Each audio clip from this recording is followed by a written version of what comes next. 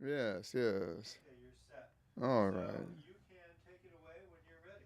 All right. Now's the time. Yes. Well, so I'm glad. I'm so glad to be here. So glad to see you all, and so glad to talk about our subject this evening. Um, because so much is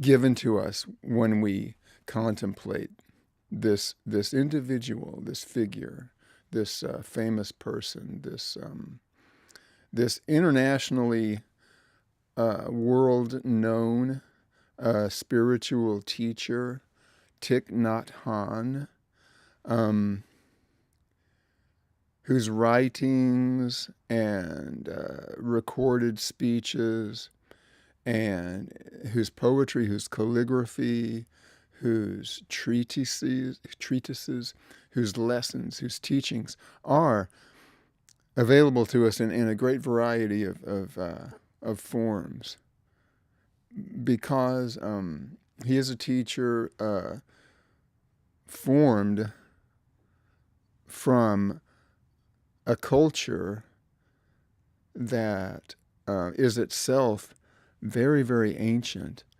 And his formation as a thinker, as a being, as a teacher, is of one whole with the history of this certain culture, of this certain nation, in a certain time and place, amidst a certain conflict and a certain struggle, which, this is how he appears to us. This is his story.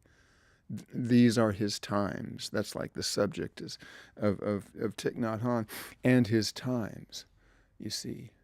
We might be first acquainted with him picking up a book of his in a bookstore or hearing someone talk about him or something like this, and then we begin to read and learn what he is known so well.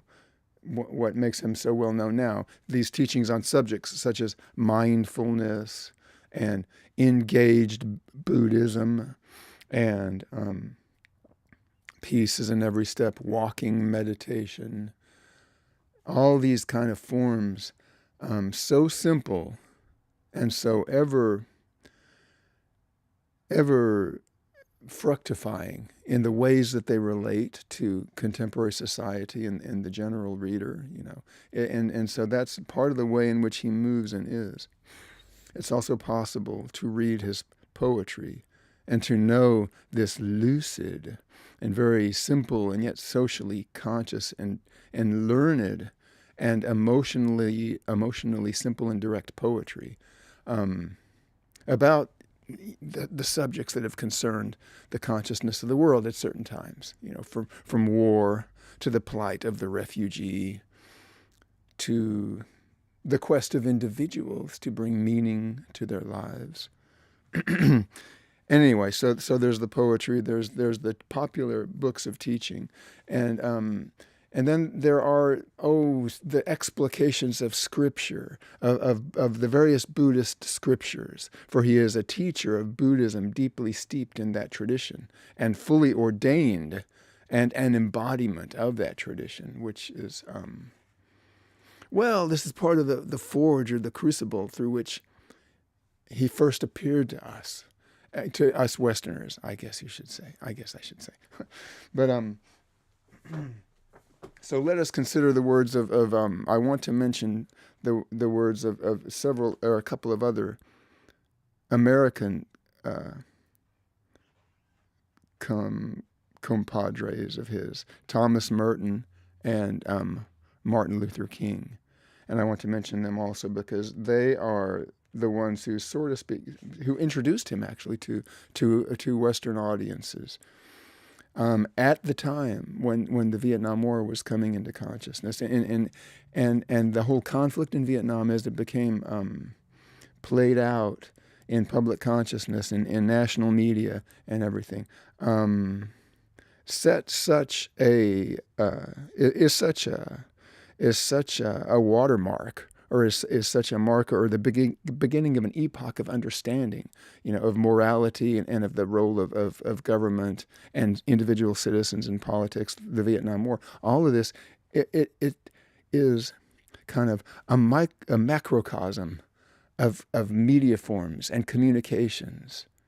And Thich Nhat Hanh and Thomas Merton and Martin Luther King play their role in this in such a way that we can still study them today in terms of their writings and in terms of their utterances and in terms of their teachings, because each one is a clergyman of sorts. Thomas Merton was a Trappist monk. Martin Luther King was a Baptist preacher. Thich Nhat Hanh was a Buddhist teacher. And they all had something to say about things that were on a lot of people's minds.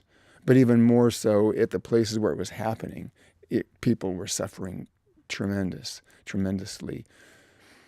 And it goes on, as we know. I cannot speak of the enormity of the pain of the world, out of which these voices come and are still available to us as voices that we can hearken to and draw understanding from.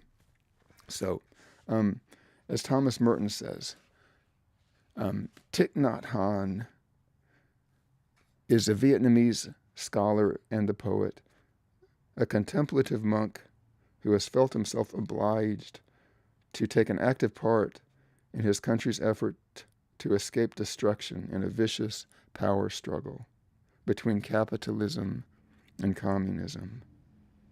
While many of his countrymen are divided and find themselves, through choice or through compulsion, supporting the Saigon government and the Americans, or formally and explicitly committed to communism, Nhat Hanh speaks for the vast majority who know little of politics, who seek to preserve something of Vietnam's traditional identity as an Asian and largely Buddhist culture. He speaks for his people and for a renewed and engaged Buddhism that has taken up the challenge of modern and Western civilization in its often disastrous impact upon the East. So you can kind of sense, the themes,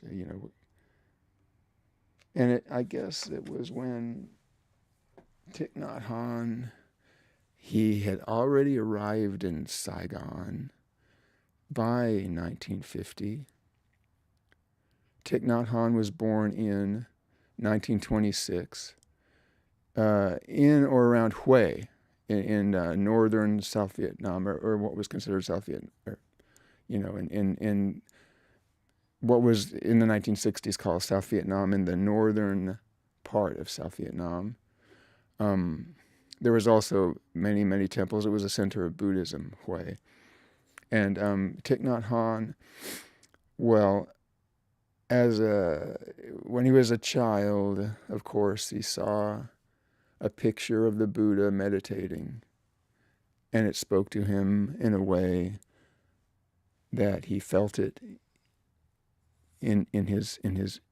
It became an early memory that he always treasured. And then when an adolescent or a teenager, he was on a school field trip, and they were out in a hilly area in the forest, and he came upon a monk sitting in his hermitage and spent the day with him and learned from him and sat with him in his home there on the hill in the forest, and felt that certain kind of connection that comes when one realizes one's connecting with some kind of energy or spirit that will animate one's life and give it a certain kind of pattern. And he drank water from a well there, literal water from a literal well, and found it literally refreshing, and in all other dimensions as well. And so then he asked his parents if he could be a monk. Excuse me, I have to just blow my nose. Necessity You understand? And just like it was the necessity of Thich Nhat Hanh's vocation that he become a monk and that he study in the monastery, in the local Buddhist monastery, and his parents gave him permission to do that, and so then he went from there to Saigon and studied at the university there, and then went through all the different processes of ordination and taught in various places in the city, and I think also in various what the Vietnamese call pagodas, which are in the cities and in the villages, as I understand it. There are the two centers of religious instruction or religious thought, or the religious centers of the soul life of the community, of the city or the town or the village. There's one place called the pagoda, and that is where there are trained monks there, and as well as lay initiates, and maybe lay initiates, and perhaps also apprentice monks, and there the people go at certain times for religious observances and religious instruction in the pagodas, and there the monks teach a uniquely Vietnamese form of Buddhism called Chien, which is in Chinese Chen, in Japanese Zen, and it comes from the Sanskrit word for meditation, and it is part of the Mahayana Buddhist tradition, the greater vehicle, as it is called, and Buddhism is not averse to synthesizing itself with the local manifestations of Buddhism and also the local manifestations of the local gods, of the more nativist features, and so in a culture that's 90% peasant, 90% agrarian in village, as Vietnam was at one time. The pagoda was the place where the Buddhist instruction was, and also where the other sects of Buddhism were also, it became part of the local flavor of worship. Yes. And then there was the meeting hall, and I forget the Vietnamese word for it, but that was where the local gods were worshipped, and also where the agricultural festivals and stuff might be centered from. So there was like these two forms, these two specific places associated with the way that it was that the religion manifested itself and expressed itself in the society. This was what made Vietnam unique in a certain sense. There was also, of course, via the southern route from Sri Lanka, the southern forms of Buddhism, the Hinayana Buddhism, the lesser vehicle they call it, and that was more at play in the coastal areas of the south of South Vietnam. So at a certain time in the early 1960s, these forms of Buddhism in Vietnam, they merged and they became a unified Buddhist church, which was very unique. And Thich Nhat Hanh, while he was in Vietnam, he had a great deal to do with that. It was like an ecumenical understanding of all the different forms that Buddhism was taking, and then to set up an administrative structure and a declaration of itself as an institution, with a specific role to play in the society, to connect it and to keep it together and everything. Why, this was a significant kind of development. And at the same time, of course, there was other elements in Buddhist society. The Confucian element in society came down from China as early as the first century of the Common Era and became more established in the 11th century. And the Confucius element brought in an awareness of the need to maintain a stability of society and modes of transmission of administrative records and things of this nature, and the necessity to have an educated class And so, interestingly enough, at this time, uniquely in Vietnam, as I understand it, according to what I've read in Thich Nhat Hanh's book about Vietnam, his first published book in the Western world, Lotus in a Sea of Fire. This is where Thich Nhat Hanh gives us a thumbnail sketch, so to speak, of the unique history of Vietnam and the role that Buddhism plays on into contemporary times. And anyway, interestingly enough, uniquely in Vietnam, the Confucian schools and what they taught in the Confucian schools were taught by Buddhist monks who taught Confucianism in the schools, and also worked in the pagodas and contributed to the community in all these other ways, in all these dimensions, education as well as daily pastoral care and spiritual instruction and meditation. Well, over time, as in any kind of like social structure, there began to be conflicts, and sometimes the Buddhists had lesser influence. The monks were not permitted to hold political office, and that was always true. But at the same time, many times the emperors themselves greatly respected the monks in their education and their learning. They were the ones who brought the Chinese alphabet, the characters, in and nourished it for even before it was taught in the Confucian academies, because they became literate so as to study the Tripitaka, the three baskets, the scriptural texts of Buddhism, and they became literate to study these things and to transcribe these things, and this became the basis from the beginning of what they contributed to the society in the development of it. All right, so there was also Taoism, which played a certain role among in the villages in the area of like magical practice. Thich Nhat Hanh writes something to the effect of that you see folk Taoism, so to speak, in the magical practices and all of in the villages. But as far as an actual official Taoist church, and there have been many, they were not so much in Vietnam.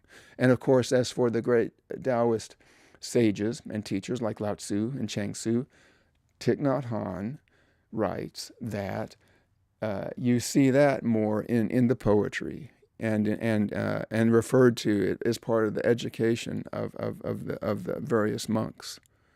And so there's that. But then there's the problematic area of Christianity, which came to Vietnam along with and interrelated with colonialist influences from the French. And that's where Catholicism came in. The Jesuits were in Vietnam, I don't know, the 16th century or so. Shortly after they left, or were less in Japan, they came to Vietnam from Japan. And somehow the development of the missionary and ecclesiastical work was also happening along with the colonization from France. And so the notions, of social organization and stuff were all kind of mutually interconnected in this way. So Thich Nhat Hanh gives us an image of Vietnam, and these are the traditions that he comes out of, and he's trying to embody the great wisdoms and the great morality and the teachings in a society that is dealing with the issues of colonialism and the conflicts between the different classes and the different religions.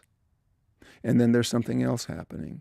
Thich Nhat Hanh was bringing it to our attention for the first time in a way that no one else had, bringing to our attention the particular situation that Vietnam was in. Here in America, before Thich Nhat Hanh was there to explain it to us, our image of what was happening in Vietnam, of course, came to us in the context of the great struggle between communism and democracy or the free world.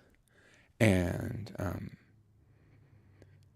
for us, Vietnam, for us Americans of who learned only what we knew in the newspapers and saw on TV at the beginning, Vietnam was the place where the struggles of the Cold War may well be enacted, once more as a place to stop the advance of communism. And so it became something of a space on a game board. And that's how Vietnam was understood. And then along with that, of course, it was the first time, well, it had a long foreground, of course, but you've got to remember, the United States strategy, which it committed itself to over many years in Vietnam, was formulated also not only from like a military standpoint and a great military influence and ideological influence, but also a vast State Department of young professionals who learned how and were eager to enact an entire system of administrative and quantitative analysis of a society so as to build a blueprint of kind of like not only an occupation, but the plan for an economy and a society that would support U.S. military involvement and also be a bulwark of the free world against communism. And so an entire society was planned and strategized out in blueprints almost, and according to all of these abstract ratios of number and form. And that was what our understanding of what was happening and what should happen and what should not happen. All of this was part of how we were looking at it. When in about 1966, after a tour and a meeting with some of the indigenous religious leaders and populists in Vietnam during a tour of Vietnam, the Fellowship of Reconciliation, an organization of pacifists and anti-war, with a long and venerable history. After touring there and meeting some of the people there, that's where Thich Nhat Hanh made the acquaintance of Alfred Hassler, who was the head of the Fellowship of Reconciliation then, and other connections were made, these international kind of connections. And then Thich Nhat Hanh left Saigon in about 1960, had left Saigon in about 1960 to come to America to go to Princeton and the Union Theological Seminary. And he was also kind of a lecturer there at these different places, all the way up to about 1963. He was in America. Thich Nhat Hanh was in New York. And he was fluent in English and French and Sanskrit and Pali, and so he was very, very much a part of the teaching world academically. And then something happened in about 1963, in June of 1963, while Thich Nhat Hanh was in New York. A monk he knew, an older man, an older monk. His name, I cannot remember his name. It will come to me, or I'll look it up in a moment. But he and Thich Nhat Hanh worked in the same pagoda for a while before Thich Nhat Hanh came to America. He was about 71 years old. Quang Duc, I think, was his name. Thich Quang Duc. Thich Quang Duc was his name. And about June 11th, in a certain street in Saigon, after contacting the media, saying something is going to happen here, and on June 11th in 1963, this monk came and some other monks, and he sat down, in the crossroads there, and there were some people who knew that something was going to happen, so they were there too. And in his lotus posture and full meditative posture, he doused himself in gasoline and lit the match and immolated himself. And Thich Nhat Hanh says, and John F. Kennedy also said this about the photograph taken by Malcolm Brown, a reporter on the scene in Saigon. It became the photo of the year. and a exemplary kind of photo. A monk in full repose, engulfed by flames, with Vietnam in the background. Every picture tells a story. John F. Kennedy said, nothing has had the emotional impact that this picture has, that this photograph has. And Thich Nhat Hanh said that it was this photograph and this act of immolation which got the attention of the Western public, of the American public, in a way that nothing else had before. Suddenly, all at once, it was like their indifference or their abstract kind of interest in it, their indifferent interest in it, suddenly changed because of the startling nature, the sudden and startling nature of this image. And of course, such a startling thing, there will be all kinds of reactions to it. It's not the same as an act. It's an act to make a statement, to get the attention of someone. Is it an act to educate, to teach? Yes, like everything else is, but not in the same way that your attention is taken by the hand and your mind is nourished by an educative way as you go deeper and deeper into these dimensions of understanding. No, not something like this, because this is in a newspaper. This is in Life magazine. The picture was taken by Malcolm Brown. He was the photographer that was there. And it struck the American public in such a way, it really got their attention by what really is happening over there. And who are these people? And why are they doing that to themselves? And wait a minute, I thought it was like communists were there, okay. And then there were the ones who were on our side, and they're the military people in South Vietnam, okay. But now, well, what? You know, they shave their heads and they walk in procession and they put their hands together and they're so detached from things. They beg for their food, and now they're setting themselves on fire. What is happening there? You know, that was some of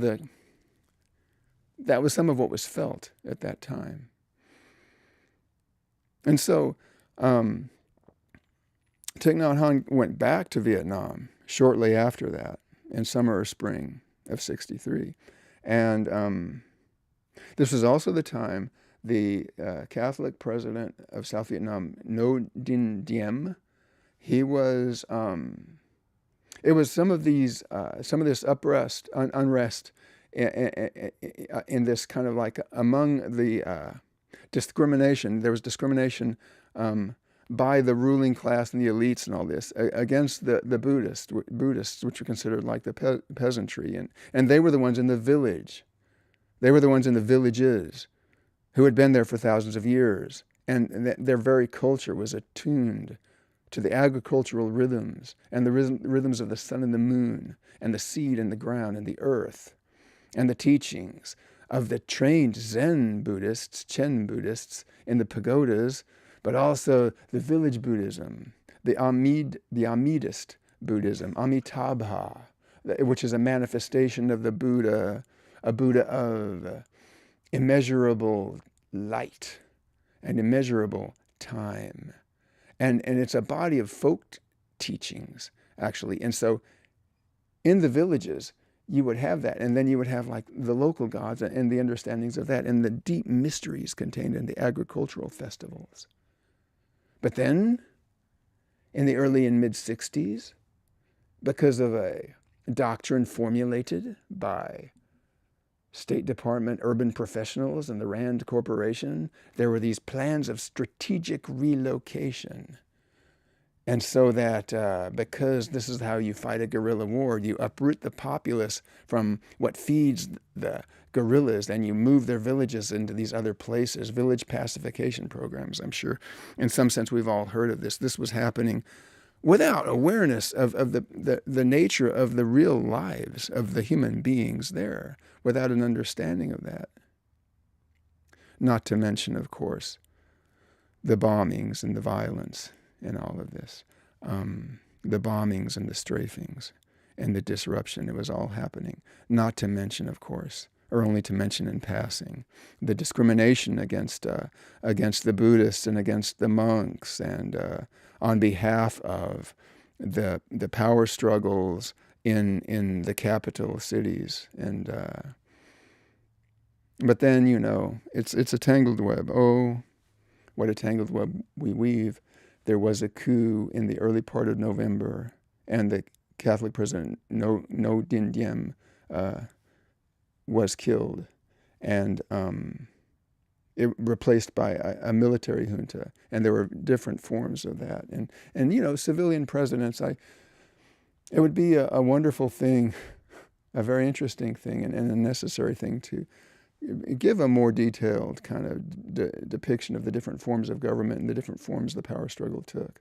But anyway, and then, of course, in later November 1963, something happened over here in America, and Kennedy was assassinated, is what I'm talking about. And then Johnson became president, and the policy in Vietnam began to take on this kind of inevitable trajectory. Well, while this was happening, actually, Thich Nhat Hanh was in Vietnam. He was back in Vietnam, and there he established a Buddhist seminary, Van Huang Seminary, University, a seminary, and they could also be called monasteries. And he established also the, I think it's called Tan Hiep in Vietnamese, the Institute of Interbeing, where the form of Buddhism taught was what Thich Nhat Hanh explained as engaged Buddhism, where the fruits that we reach in our consciousness in meditation are not of a different dimension than the steps we take to ease the suffering of our fellow beings. And so a kind of a form of Buddhism was taught, in notions of interbeing. All these things were what Thich Nhat Hanh was involved in educating the populace. And but then Martin Luther King was working, and the Southern Christian Leadership Conference in the United States to bring about a more just society and a particular kind of Asian understanding of violence and nonviolence as taught by Gandhi, as was utilized in India to achieve independence some 10 or 15 years earlier. Well, now Martin Luther King and the Southern Christian Leadership Conference and others were understanding that and interpreting that in terms of the needs of those looking to guard and protect their human rights in places where they were opposed by police and sometimes military authorities. And because of the whole Gandhian principles of nonviolent resistance, demonstrations of this understanding of justice were happening in the streets, but it was not, and consciously not, so much as an armed struggle, though there might be violence on the other side. But this is more of a different kind of thing. This is a moral awareness that is coming up through human consciousness in a different way than the ways of political power as it is normally understood. And it needs a nonviolent means of organization and expression. So naturally, Martin Luther King was very interested in what Thich Nhat Hanh was saying. And when Martin Luther King, he too, was struck by this notion of a monk in meditation wrapped in flames who was going to burn and not come back. And he wrote to Thich Nhat Hanh and asked Thich Nhat Hanh, what's going on here? What is the meaning of this? And from Vietnam, Thich Nhat Hanh began to answer him and try to explain it in a certain sense, because Thich Nhat Hanh knew that it was this image, for better or for worse, that is what opened up this channel, this chance to express to the public what its country was doing and the larger ramifications it had for the understanding of the morality of the world and the well-being of the world's people. And so Thich Nhat Hanh wrote Martin Luther King some letters, and he addressed this difficult subject of what's happening with these monks. I mean, is this not suicide? How are we to take this? This is appalling. Are these fanatics who are doing this? What kind of society is this? Well, it was not the same kind of society as was in the West, and it was formed in a different way, and yet the issues were essentially the same in terms of enlightenment, in terms of understanding, in terms of suffering and the ease of suffering. And so it was an opportunity for great understanding to develop in it. All of these people, King and Thich Nhat Hanh and Hassler, and so many of them, their outlook was a ecumenical outlook, religious humanists. And they had a deep thing to say, and they still do. Anyway, okay. So I want to read to you a little bit of what Thich Nhat Hanh wrote to Martin Luther King. This was written in 1965. A short time later, Thich Nhat Hanh and Martin Luther King were actually to meet in Chicago in 1966. This is a little bit before that. I think Thich Nhat Hanh is writing from Vietnam to Martin Luther King. The self-burning of Vietnamese Buddhist monks in 1963 is somehow difficult for the Western Christian conscience to understand. The press spoke then of suicide, but in the essence, it is not. It is not even a protest. When the monks said in the letters they left before burning themselves, aimed only at alarming, at moving the hearts of the oppressors, and at calling the attention of the world to the suffering endured then by the Vietnamese. To burn oneself by fire is to prove that what one is saying is of the utmost importance. There is nothing more painful than burning oneself. To say something while experiencing this kind of pain is to say it with utmost courage, frankness, determination, and sincerity. During the ceremony of ordination, as practiced in the Mahayana tradition, the monk candidate is required to burn one or more small spots on his body in taking the vow to observe the 250 rules of a bhikshu, to live the life of a monk, to attain enlightenment, and to devote his life to the salvation of all beings. One can, of course, say these things while sitting in a comfortable armchair. But when the words are uttered while kneeling before the community, the Sangha, and experiencing this kind of pain, they will express all the seriousness of one's heart and mind and carry much greater weight. The Vietnamese monk, by burning himself, says, with all his strength and determination, that he can endure the greatest of suffering to protect his people. But why does he have to burn himself to death? The difference between burning oneself and burning oneself to death is only a difference in degree, not in nature. A man who burns himself too much must die. The importance is not to take one's life, but to burn. What he really aims at is the expression of his will and determination, not death. In the Buddhist belief, life is not confined to a period of 60 or 80 or 100 years. Life is eternal. Life is not confined to this body. Life is universal. To express will by burning oneself, therefore, is not to commit an act of destruction, but to perform an act of construction, that is, to suffer and to die for the sake of one's people. This is not suicide. Suicide is an act of self-destruction, having as causes the following: lack of courage to live and to cope with difficulties, defeat by life and loss of hope, desire for non-existence. This self-destruction is considered by Buddhism as one of the most serious crimes.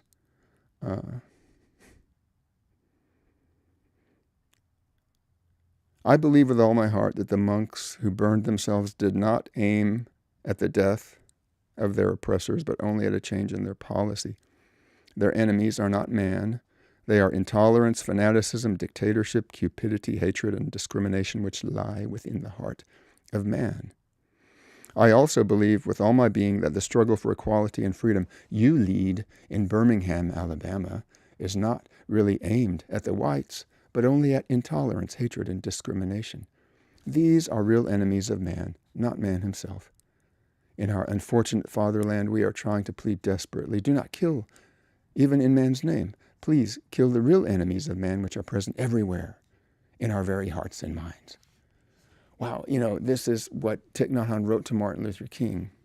It's very different, isn't it, than what he writes later on, for decades later, and the way that it strikes us. It's rather disturbing, I think. And yet it's a part of the story. It shows, really, now that I look at it, it shows a certain very deep understanding of the experience of an individual who has stepped in to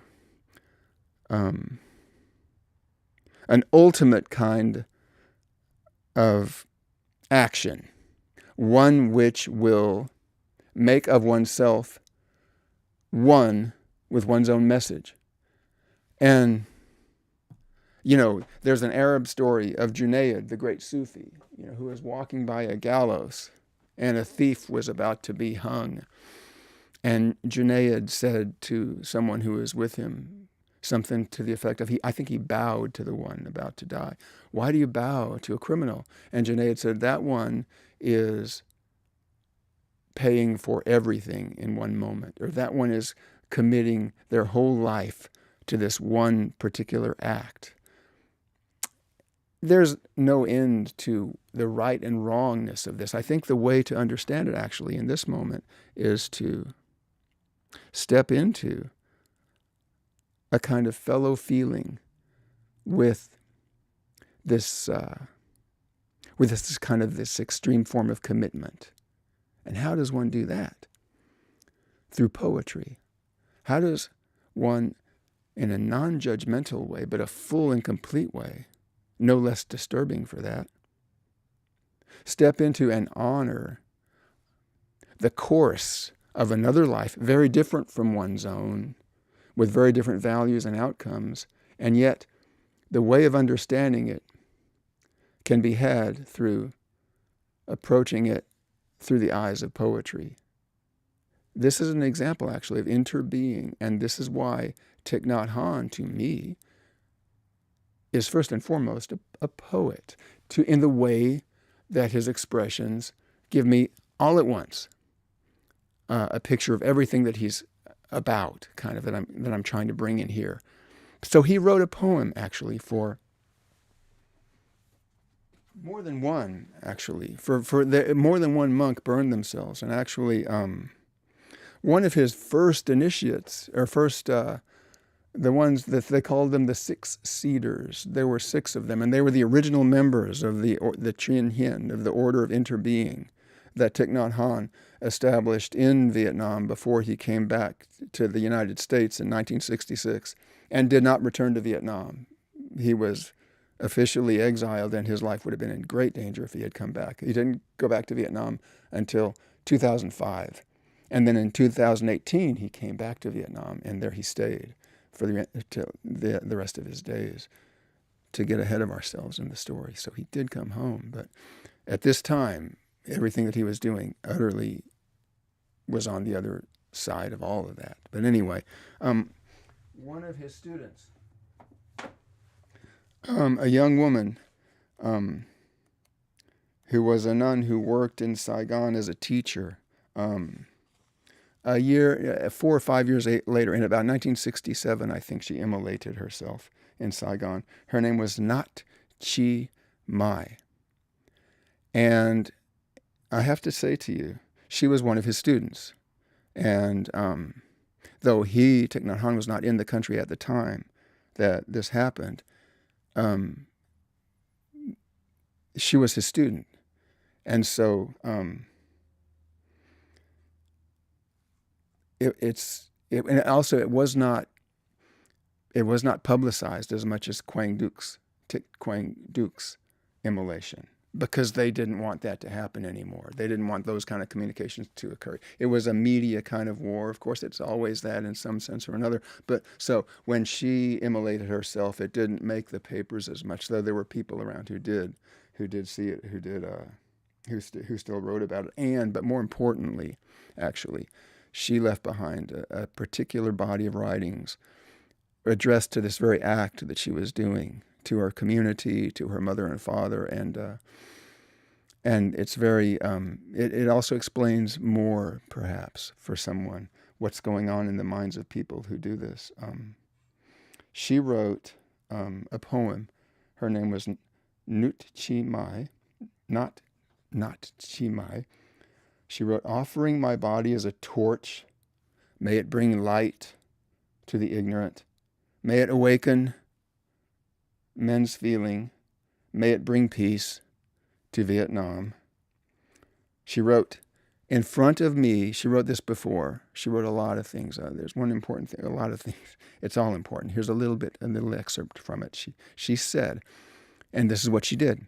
"In front of me, I will place two statues. Mary, her hand held out in greeting. Kuan Yin, Kuanan, the goddess of mercy, with her gentle eyes. Both will be looking at me and wishing me well. In front and behind, I will have two banners in my own handwriting. Your child kneels over in prayer.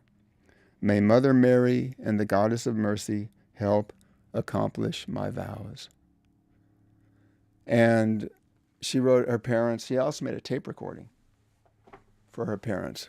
But she also wrote her parents, and she said something about when they dispose of her body, when they cremate her the rest of the way and everything. She said, "Be sure to look and make sure there are no relics." And then she said, "I'm only kidding. The real reason I'm doing this is itself its own reason. There doesn't need to be relics." And it was almost like a sense of humor, because actually when the monk in 1963 burned himself, his heart was unburnt, and it did become a relic. And who knows, it could still be out there somewhere. And so when she said, "Make sure there's no relics, make sure there's nothing unburnt left behind," and then she wrote, "I'm just kidding." So there's a certain sense of humor there, I would say, and a certain teaching on the nature of the ego, even in someone in such a rarefied space of action as that. But what I really, though, want to come to is the poem that Thich Nhat Hanh wrote about her, And I would like to share it with you, because it also goes even more, I think, into the actual daily experience poetically, in a way that his letter to Martin Luther King just sounds more like an argument or an explanation. This is a little different. So this is called Flames of Prayer. It is written by Thich Nhat Hanh for Nhat Chi Mai, a nun who immolated herself in 1966 or 67 or so. Flames of Prayer. Early morning, the sun is shining. O cosmos, how I yearn to embrace you in my arms. Birds are singing. A woman selling breakfast passes by the bamboo grove. O homeland, how I yearn to embrace you in my arms. People are gathering at the marketplace. O world, how I yearn to embrace you in my arms. Only 20 more hours, already I am not here. I will give myself to fire. The sun is shining. O homeland, O world, O cosmos. All is beauty unsurpassed. Separation will be unbearable. My love immeasurable. So many memories. Yet I will not be able to take with me even a single leaf or pebble. Each leaf is so precious, each pebble, oh, so precious. Waking up early, I have slept soundly, like an innocent child, with no worries. My hands, it is your duty to call fire home this morning. My hands, is it your duty to call fire home this morning? My hands caress my cheeks. My hands, who are loyal friends. Hands for handing out candies and cookies. Hands that are smudged in ink and chalk. Hands for weaving silk. Hands for smoothing the heads of orphans. Waking up early, oh, how I want to live forever. Each rose-colored morning, each new morning begins a full day, like a blank sheet of paper, ready to be filled with meaning. Why is the cosmos so beautiful today? Is it because I am about to die? Or because I have opened my eyes? Oh, the many stars so far away. Waking up early, aware of my face, my hands, and this small basin of water. How I yearn to swim in that crystal clear water, to be a tiny fish. Waking up early, my windows open to the pristine air. How I yearn to fly up in it, to be a little bird. Waking up early, I see a group of school children crossing the street, chirping like birds. Walk forth, little brothers and sisters, walk forth toward the peaceful, safe horizon where there is no suffering, no killing. Here I plunge into the pit of bloody fire. Go forth quickly, dear ones. Here, the rocky hills, the mountains and forests are all doing their best to stop the bloody fire. Far ahead, an elder sister or brother will be waiting for you. Your classroom will be visited by a wandering bird or butterfly. Your classroom will be pervaded by the delicious, soft fragrance of a rose vine climbing up the windowsill. Cookies and candies will be passed under the tables. Elder brother knows, but he still smiles. Elder sister knows, but pretends not to. The writing assignment is being read in the southern dialect. Mistakes with accents count only half a point. I adore these silken-haired heads and bright eyes, even the ink smears on the shirts and faces, and the runny noses. The streets are crowded with people. What are you thinking of, Aunt? What are you thinking of, Uncle? What are you worrying about, elder brother? What are you worrying about, elder sister? Each one has a different worry. Each person, a particular situation. Everyone is going about doing their own morning errands. I walk alone, my feet on the ground, but I feel I am walking on air. I am still here, but already I have gone. 20 hours left. I did not share with anyone my deepest thoughts. I am not lonely. Oh, friends, oh, human race, oh, brothers and sisters, I love this earth of ours. Tears flowing down my face. I bend my head and wipe them away. I smile, chastising myself. I feel ashamed because I still love. I am still attached and I want to stay. Alone, I go. Oh, friends, please let me go. Don't be angry. Please don't come too close. Keep your distance so I can fulfill my vow. I yearn to embrace each of you, young and old, and to have a good cry. But that would ruin everything. Our tears would erode all the determination I have mustered. Forgive me, my friends. Forgive me, my dear mother and father. Forgive me, my darling brothers and sisters. Remember the story of the river. Let me be the boatman. Let me hear the blue waves talking each morning.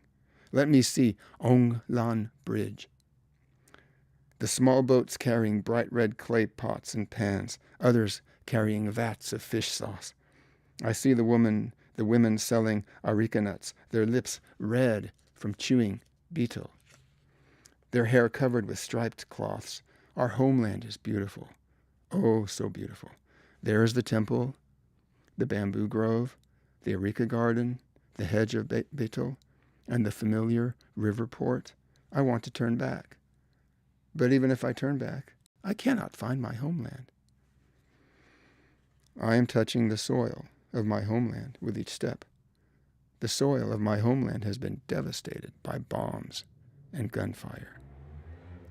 Here is a prayer for those green gardens with bamboo and plum blossoms, with cactus plants in the front courtyards. Joining my palms, I accept the flames as a prayer. Allow me to see the houses for the last time. Allow me to see the sky, the water, the trees for the last time. Allow me to see the stars and the moon. Allow me to see the people, aunts, uncles, brothers and sisters, young and old. Let me see them laughing and talking. I embrace all in the small circle of my two arms. I have seen you, my fellow brothers and sisters. I am going, but I am still here. Tomorrow, as the sun rises, my poetry will reach my beloved ones. So you see, it's not like they're not here. It's like the way that they are here is the way that we are moved by the world in which they have done what they have done. And that kind of understanding eludes the formulaic kind of mind. I too am not saying that this is an act to be emulated. I'm not saying that. But I am saying that this chapter is written indelibly as a gift to us in our consciousness that we can turn to for a good cry, for a good bit of disturbance, to understand a little bit about what goes on in this world where the suffering takes certain kinds of forms, and the healing from the suffering also takes other kinds of forms, and the ways that they meet is the interface of this troubled world. It's very much a part of the real history of us, of humanity. And we can see the different ways, that it becomes available to us for our contemplation. Once again, it's interbeing, it's interdependent. These phenomena in and of themselves from their own side do not exist. They only exist in interrelationship with us as it comes to our consciousness now, for us to understand that's where its reality is. It cannot give us a statistical picture of what we are to do, but it's more like an awareness of the flowing of human consciousness in this phenomenal world and the forms that it can take. It's a real story that really happened. And there's other ways that it can be understood. I would like to talk about it even more, but let me not do that at this point. Let me consider this. Yes, let me see the time. I'll go on for a little bit longer. In a certain sense. I would like to consider a little bit about what Thich Nhat Hanh said about Martin Luther King. He wrote to Martin Luther King more than what I read to you earlier.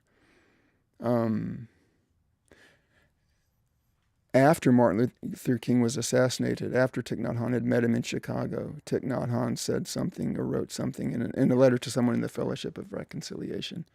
He said something to the effect of, America, you have created King, but you could not preserve, King. I am sorry for you. I am sorry for us. I am sorry for myself. Something like that. And yet, he did roll the thunder. And Thich Nhat Hanh, from his land where the thunder was rolling on them, they are still able, even now, to give us light. Anyway, so this is what Thich Nhat Hanh said about Martin Luther King. Dr. King is not only a brave man, but a gifted listener. As with Thomas Merton, you can say just a little, and he understands a great deal. I told Dr. King that many people in Vietnam regard him as a bodhisattva. It was a new word for him. I explained that it means someone who is fully awake, like the Buddha. So that's what Thich Nhat Hanh said to Martin Luther King. And this is what Martin Luther King said about Thich Nhat Hanh when, after Martin Luther King was the Nobel Prize laureate, he got the Nobel Prize, Martin Luther King did, in about 1964, maybe. And he nominated Thich Nhat Hanh for the Nobel Prize in 1967 with these words from Martin Luther King. In January 1967, Martin Luther King said this: I do not personally know of anyone more worthy of the Nobel Peace Prize than this gentle monk from Vietnam. The honor would remind all nations that people of goodwill stand ready to lead warring elements out of an abyss of hatred and destruction. It would reawaken people to the teaching of beauty and love found in peace. Let me repeat that last sentence. It would reawaken people to the teaching of beauty and love found in peace. To reawaken people to the teaching of beauty and love found in peace. Well, he didn't get the Nobel, but there is that offering still in so many pages and in so many recordings, the chance to awaken to the beauty of the world in the arts of peace. And it begins actually, at least for some of us, in this awareness, in this contemplation of the strange nature of this troubled beginning of his public career about these immolations. So let me just say just a little bit more about that. Thich Nhat Hanh also wrote a beautiful parable, and he also was an excellent and very life-giving storyteller. And his retellings of Vietnamese myth, I draw on and have for years. I read them, I learn them in the way that I learned them. And then I go to my daily work in a school and I tell the stories as I've learned them from the texts of Thich Nhat Hanh. But of course, one constantly is changing that because the spoken word is there to adapt itself to the needs of the immediate moment. This is very much a feature of the flexibility of the arts of peace, of poetry and education. So I personally have a deep appreciation and a constant connection to the living mind of Thich Nhat Hanh and all that feeds into his inspiration, you see, in this world of interbeing. So he wrote a piece that is, one can learn it and one can tell it kind of as a parable, but he wrote it for this nun, for Newt. I sure hope that I'm pronouncing the names as best as I can of these real people. He wrote it for Nhat Chi Mai, who immolated herself, who was a student. And it was involved a great and living and tall tree, so hard that if you pressed your thumbnail against it, the bones of your thumb would hurt. It was 18 people joining hands could not surround it. And it was 50 meters high. And like about 12 meters or so high in the trunk, there was a hollow space. And in that hollow space, there was an egg, a small white egg in this great tree. No one knows, no one knew of the birds or the animals or the people where this egg had come from, what bird it had come from. It was just there. People wondered. It was wondered, did the energy of the sacred air or the living energy of the tree have something to do with creating it? For 30 years, this egg was there, and sometimes the birds in their multitudinous nests in the multitudinous branches of this tree at night, they would look up at night and they would see a strange light coming from this egg. Not always, but sometimes. A strange light. And then after 30 years, one day, the egg hatched, and there was a little bird. It was a little white bird. Its eyes had a look of surprise. It was born amidst the cries and the songs of all the other birds. And for a while, it blended its song with all the other birds, but its cry was a cry of surprise and of wonder, like, what am I doing here? What is this? And the bird grew, and as it grew, it became very large, and it actually had to move away from its original hollow place and build a larger nest for itself in one of the outlying high branches of this great tree. And it learned to fly, and it flew all over the place. It flew away and was gone for days, and then it would come back, and it would lie very still in its nest, sometimes for another day or another night after resting after such long flights. Where did it go? Well, it went flying sometimes over the great vast Baodai forest, and it flew over the Baodai forest, sometimes very high and sometimes very low, skimming over the tops of the trees. And it saw the waterfalls like the breath of mountain and earth and air suspended like floating feathers off of cliffs. It saw these waterfalls. And once it landed on a branch near the hermitage of a monk, and the bird watched the monk go down to the stream to fill his water jug. And the bird watched the monk go back into its hermitage. And sometimes the bird would fly around and it would stop there and look at the monk sometimes. Who knows if the monk ever knew it was there.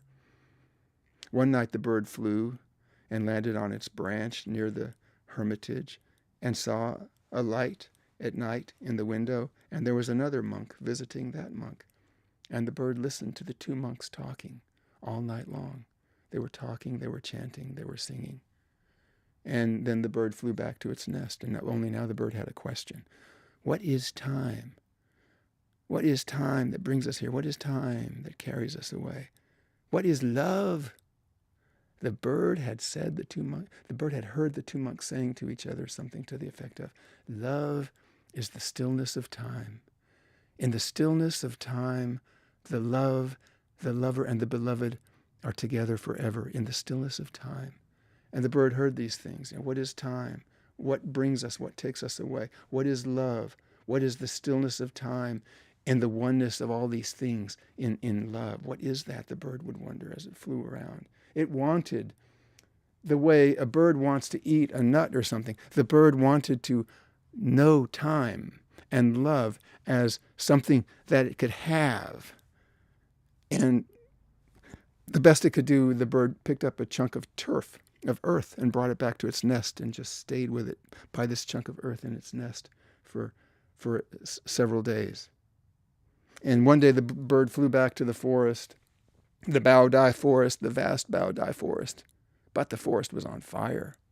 It was burning up. And where the monk's hermitage had been, there was only ashes. The bird was frightened and alarmed. The bird flew back to the tree. The bird flew back to the great tree, and it too was burning, as was the land all around it.